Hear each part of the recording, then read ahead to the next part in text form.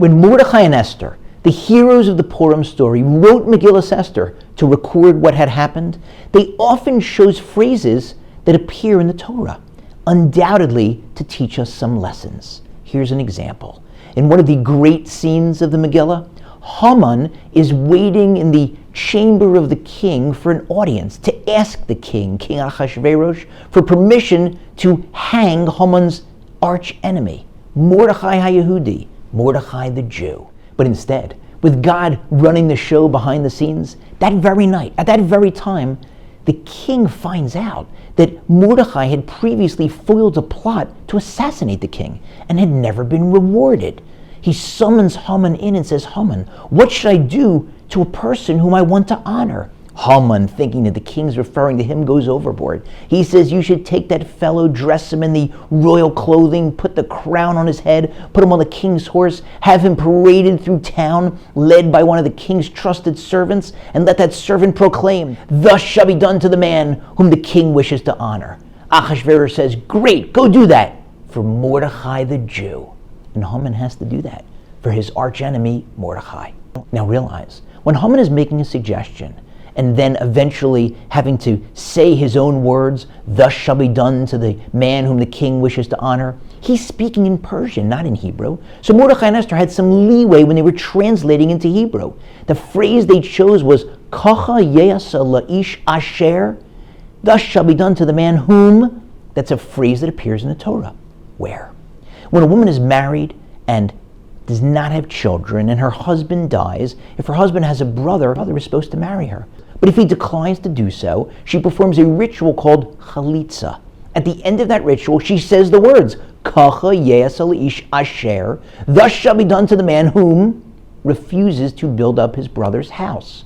Why would Mordechai and Esther choose that exact phrase and put it in the mouth of Haman and have Haman say those words when leading Mordechai on the king's horse through town?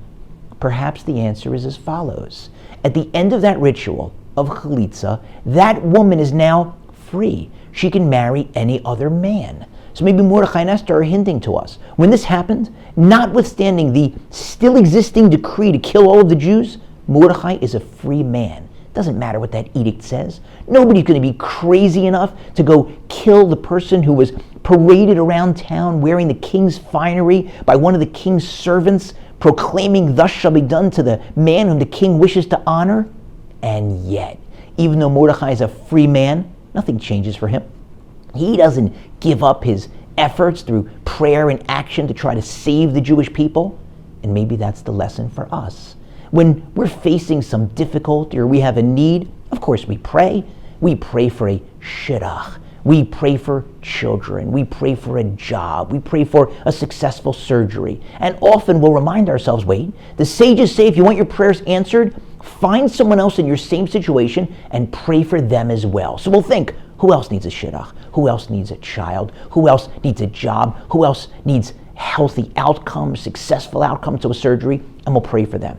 But what about in the situations where we're not praying for those particular needs? Because we're fine. We may have a shidduch. We may be happily married and have kids and have a stable job and have health. And so we're not praying for ourselves or for others. But maybe, not maybe, definitely we should be. We should be thinking about all of the needs that others have. So I may have that particular need taken care of, but there's a fellow brother or sister, a fellow Jew who doesn't. And so we've got to be mindful of that. God, thank you so much for giving me a job. Give that person a job. God, thank you so much for giving me a spouse whom I love and who loves me. Give that to someone else. Thank you so much for giving me children or grandchildren. Please give that to someone else. And thank you so much for giving me health or that successful outcome to a surgery. Please give that to someone else. In addition to counting and being constantly thankful and grateful to God for each of our blessings, we should be asking Him to share those with others in need. And what a great lesson for Purim, the day on which, to the extent possible this year, we invite family and friends into our homes for festive meals. We give food to our fellow friends and family members, and we send charity out to the poor. But that shouldn't be one day of the year. That should be every day on which we're looking for others who have needs and figuring out what we can do for them, how we can pray for them, keeping them in mind and asking God to shower them with the same blessings with which He's showered us. Have a fantastic and meaningful and wonderful Purim, and let that Purim spirit continue throughout the year.